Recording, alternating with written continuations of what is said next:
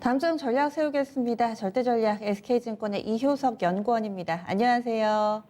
네, 안녕하세요. 네, 시장의 여러 가지 우려에도 불구하고 시장이 왜 강한지, 그래서 버블이라 생각하지 말고 여기에 좀 몸을 맡겨서 수익을 사냥해보자라는 관점으로 지난주에 얘기를 해주셨는데, 시장은 이 이야기처럼 좀 잘 흘러갔던 한 주였던 것 같습니다. 그러면 오늘 장은 그런데 주 초반하고 좀 다르게 살짝 삐끗대는 느낌도 있었거든요. 오늘 장을 한마디로 좀 표현을 해주시죠. 제 이제 오늘 장은 경기는 안 좋다 이렇게 말씀드릴 수 있을 것 같아요. 어떤 의미일까요? 네, 지금 주가는 뭐 좋은 일부 이제 종목들의 쏠림 현상, 저희가 이제 지난주에도 말씀드렸던 것처럼 좋은 종목에 대한 쏠림 현상이 나타나고 있는 거는 맞고, 그렇다고 뭐 주가가 많이 빠지거나 그러지도 않는데 경기는 안 좋다는 거예요. 경기가 안 좋다라는 거는 인정하고 가자는 거죠. 그래서 오늘 이제 뒷부분에서도 계속해서 말씀드리겠지만 이 의미에 대해서 여러 가지 방식으로 설명을 할 수가 있는데요. 그 부분에 대한 명확한 이해를 가지고 있으셔야 현재 주가 흐름을 잘 이해하실 수가 있다. 이렇게 말씀드릴 수가 있을 것 같습니다. 네. 그러면 체크 포인트를 하나씩 분석해 보면서 좀 더 부연 설명해 주시면 좋을 것 같아요. 네, 우리가 미국 시장에 여러 가지 지수가 있죠. 다우 지수가 있고 나스닥 지수가 있고 S&P 500 지수가 있습니다. 어제 같은 경우에는 다우가 1% 넘게 빠졌고요. 그런데 나스닥은 0.6% 상승했습니다. 이게 이제 비슷한 흐름인데 왜 이렇게 차이가 날까? 그래서 이제 연초부터 나스닥과 다우의 흐름을 이렇게 비교를 해보면 아주 뚜렷하게 지금 차별화가 나오고 있다는 걸 보실 수가 있거든요. 즉 다우는 경기에 민감한 종목들이 많이 포함되어 있고요. 나스닥 같은 경우에는 그렇지 않고 오히려 더 강세를 보일 수 있는 기술주의 중심으로 지금 종목군들이 포진이 돼 있기 때문에 나타난 현상이다라고 보시면 될 것 같아요. 그러니까 우리나라 코스피가 안 좋아도 네이버 카카오는 갈 수 있다. 이런 얘기들이 지금 이 시장에서 글로벌리 나타나고 있는 흐름이다. 이렇게 보시면 될 것 같습니다. 또 한 가지는 경기는 안 좋다고 말씀드렸는데 최근에 지난주에는 제가 이제 그 미국의 신규 확진자 수가 늘어나도 시장에서 걱정을 하지 않는 이유가 미국의 사망자 수는 안 늘고 있기 때문이다 이렇게 말씀을 드렸잖아요. 그런데 이번 주부터는 미국의 사망자 수도 실질적으로 좀 의미 있게 좀 올라가고 있는 그림을 보여주면서 경기에 대한 걱정을 많이 하고 있는 것 같아요. 그런 결과로 30년물 금리가 어저께 급락하는 모습이 나타났습니다. 뉴스플로우를 보면은 30년물이 급락했다. 왜 그랬냐 보니까 30년물 입찰이 굉장히 호조를 보였다. 이렇게 이제 뉴스에 나오는데 너무 어려운 표현이어서 좀 더 쉽게 말씀드리면요. 이런 거예요. 미국 정부에서 30년 만기의 채권을 발행을 합니다. 이거 뭐 좀 더 쉽게 설명드리면 미국 정부가 시장에서 나가가지고 30년 만기로 돈 좀 빌리려고 하는데 돈 빌려줄 사람 손 들어보세요. 이렇게 하니까 너도 나도 손을 많이 들었다는 얘기죠. 그래서 수요가 너무 많아서 금리가 생각보다 훨씬 더 낮은 금리에 책정이 됐습니다. 그 얘기는 뭐냐면 그만큼 안전자산에 대한 선호 현상, 그리고 그만큼 경기에 대한 부담, 경기가 생각보다 안 좋을 수도 있다라는 걱정, 이런 부분들이 반영이 됐다라고 보고 있고요. 이런 게 결국에는 시장에서 다양한 측면에서 경기와 민감한 종목들에 대해서는 좀 보수적인 스탠스를 가질 필요가 있겠다. 이렇게 정리해서 말씀드리겠습니다. 네.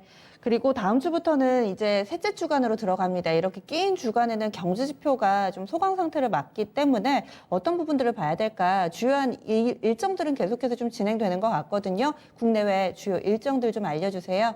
네, 일정들이 좀 많이 있어서 제가 이제 좀 빠르게 정리해서 말씀드리도록 할게요. 우선은 네. 월요일 날 문재인 대통령이 한국판 뉴딜을 발표할 겁니다. 그래서 이제 이 내용들이 어떤 내용이 포함될지는 뭐 많이 알려져 있는 부분들도 있지만 아마 관련된 종목들을 투자하시는 분들은 참고하시는 중요한 지표 일정이 될 것 같고요. 두 번째로는 화요일 날 오펙 월간 보고서가 나옵니다. 이 데이터는 이 보고서는 아마도 유가에는 부정적인 영향을 줄 가능성이 높아요. 이미 지금 너무나도 높은 수준의 재고와 감산 공조가 지금 잘 안 되고 있습니다. 여기가 삐걱거린다는 뉴스플로들이 나오고 있기 때문에 유가에는 부정적인 요인을 줄 가능성이 높다라고 보고 있고요.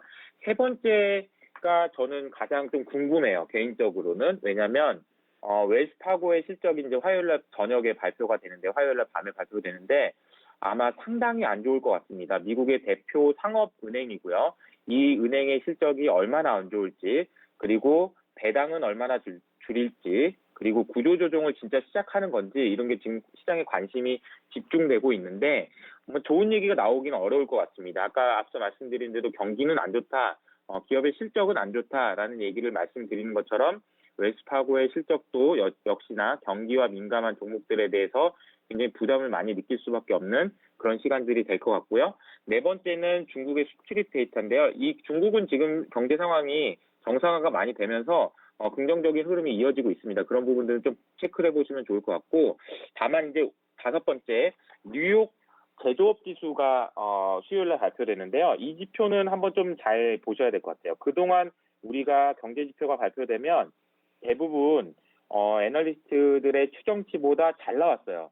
그래서 왜 이렇게 잘 나오지? 라고 하던 게 이번 그 뉴욕주 제조업 지수부터는 최근에 확산됐던 코로나19가 좀 다시 재확산되는 구간에서 조사된 결과치이기 때문에 생각보다 별로네 이런 얘기들이 나올 가능성이 높습니다. 그래서 뉴욕주 제조업 지수도 한번 체크를 해보셔야 될 것 같고요.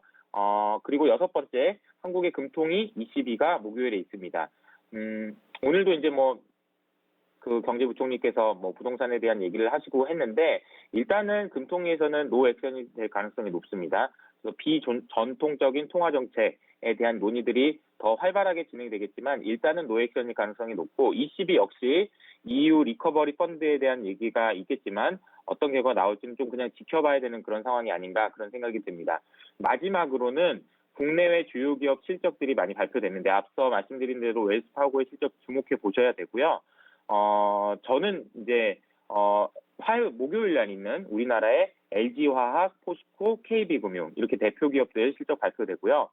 해외에서는 마이크로소프트와 넷플릭스 실적이 목요일 날 발표됩니다. 그래서 저희는 롱과 뮤의 차이에 대해서 명확하게 말씀드리고 있고, LG화학과 포스코가 실적 발표 전후 주가가 어떻게 흐르는지도 보셔야겠지만 저희는 이제 LG화학 쪽에 손을 좀 들어주고 싶고요. 마이크로소프트와 넷플릭스 대표적인 뉴 기업이라고 할 수 있을 텐데 이 기업들도 실적이 상당히 잘 나올 것으로 기대되고 있고 주가 흐름도 그 이후에도 양호할 것으로 보고 있습니다. 정책 이벤트, 경제 지표, 실적까지 다음 주도 바쁘겠네요. 그러면 이런 부분들에 착안을 해서 다음 주는 어떤 섹터에 관심을 좀 둬야 될까요?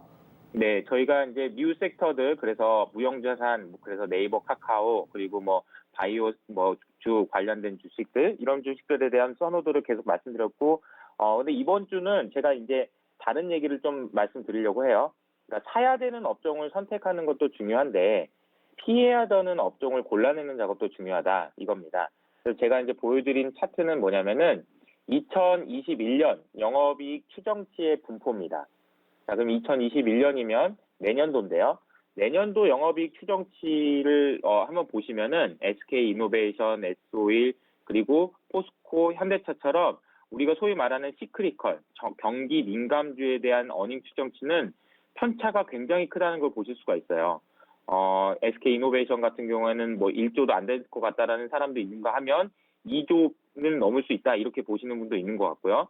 포스코도 2조에서 4조까지. 범위가 굉장히 넓습니다. 이 얘기는 뭐냐면 잘 모르겠다는 얘기예요. 불확실성이 크다는 얘기고, 이 가능성이 이 지표만 놓고 보면 아마도 실적이 위쪽보다는 아래쪽으로 나올 가능성이 지금 점점 높아지고 있기 때문에 이러한 경기 민감 주식에 대한 그 비중 혹은 투자는 조금 조심하실 필요가 있겠다. 특히 다음 주에는 이런 부분들이 더 많이 반영될 가능성이 높다라고 보고 있습니다. 반면에 오른쪽에 있는 셀트리온, 카카오, LGU 플러스, 농심과 같이 실적이 안정적으로 나올 수 있는 내수주, 그리고 인터넷 관련주, 바이오주, 제약주 이런 종목들은 실적이 안정적으로 나올 가능성이 높습니다. 그래서 어닝 추정치들도 굉장히 모여 있다라는 거 보실 수가 있어요. 그래서 이런 종목들로 좀 집중해서 가시는 게 좋을 것 같다. 좀 피해야 될 종목들을 다음 주에는 잘 피해보자라는 게 이제 저의 생각입니다. 이번 주 급등했던 언택트주라든지 신고가 썼던 제약 바이오주들, 코로나19 관련된 종목군들에 대해서 아무래도 단기에 많이 오르다 보니까 너무 비싸지 않냐, 빠르게 오르지 않았나 라는 논란도 이제 서서히 좀 나오고 있는 구간인데 여기에 대해서는 어떻게 보시나요? 네, 이제 이번 주 절대 전략으로 바로 넘어가서 말씀을 드리면, 네. 이번 주 절대 전략은 안티 프레질이라고 제가 정했어요. 안티 프레질이 뭐냐면은 프레질이 뭐냐면은 깨지기 쉬운 거예요. 외부의 충격이 오면 깨져버리는 걸 안티프레질이라고 합니다. 근데 그러면은 그 프레질의 반대말은 뭘까요? 많은 분들이 이렇게 대답을 하시는데 깨지기 쉬운 거니까 깨지기 어려운 거, 그게 반대말이겠네. 이렇게 얘기를 하세요. 그러면 깨지기 어려운 거, 강한 거 이러면 이제 로버스트가 되겠죠. 근데 나심 탈레브라는 사람은 여기서 한 발 더 나갑니다. 프레자일의 반대말은 안티프레자일이다. 즉 외부의 충격이 오면 깨지는 게 아니고 외부의 충격이 오면 더 강해진다는 거죠. 그런 의미로 해석되는 게 가장 대표적으로 보실 수 있는 게 우리 일반적으로 볼 수 있는 게요.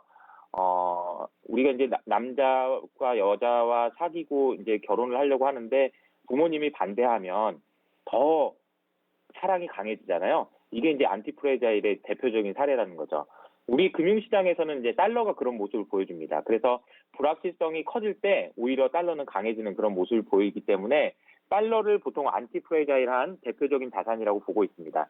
그러면 주식시장에서는 지금 어떤 것이 안티프레자일한 주식일까요? 저희는 아까 말씀하셨던 네이버나 카카오, 뭐 이런 그 실적이 좋아지는 종목들, 희귀한 종목들, 이런 종목들이 안티프레자일한 종목이라고 보고 있습니다. 제가 앞서 계속해서 말씀드린 것처럼 다음 주는 경기가 안 좋다라는 것이 얘기가 나올 가능성이 높습니다. 근데 외부의 충격, 그러니까 경기가 안 좋다라는 것이 시장에서 반영되면 반영될수록 오히려 이러한 안티프레자일한 주식들의 선호도는 더 높아질 가능성이 높기 때문에 이 종목들은 오히려 더 강할 수도 있는 그런 흐름들이 예상됩니다. 그래서 다음 주 절대 전략은 안티프레자일한 종목들에 집중해보자, 이렇게 정리해드리도록 하겠습니다.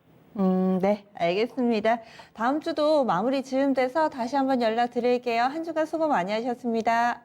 네. 네, SK증권의 이효석 연구원과 이야기를 좀 나눠봤습니다.